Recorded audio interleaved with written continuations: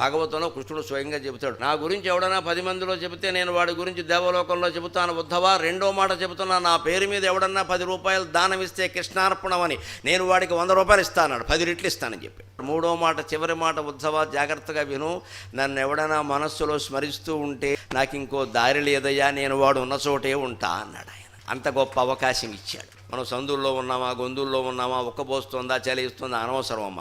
మనసులో గోవిందనామస్మరణ మానకుండా ఉంటే చాలు. అప్పుడు మన ఆరోగ్యాన్ని ఆయనే కాపాడుకుంటాడు. ఇంత సులభమైన ఉపాయాలున్నా ఏమీ చేయక్కల, మనసులో స్మరిస్తే చాలన్నాడు. దానికి కూడా బద్ధకమై కొంతమంది మహానుభావులు ఎలా ఉంటారంటే, ఆ స్మరించాలన్నా కూడా దేవుడు అనుగ్రహించాలి, బద్ధకం మేళం అంటారు వీళ్ళని.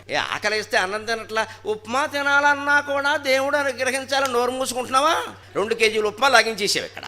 దైవస్మరణ చేయడానికి, పుస్తకం చదవడానికి అప్పుడు దేవుడు అనుగ్రహించేది. ఎందుకంటే మనకి ఇష్టం లేదు. సొల్లు కబుర్లు చెప్పుకో ఆశమ్మ బోషమ్మ అంటే గంటలు గంటలు చెప్పుకుంటారు కూర్చుని ఇక్కడ.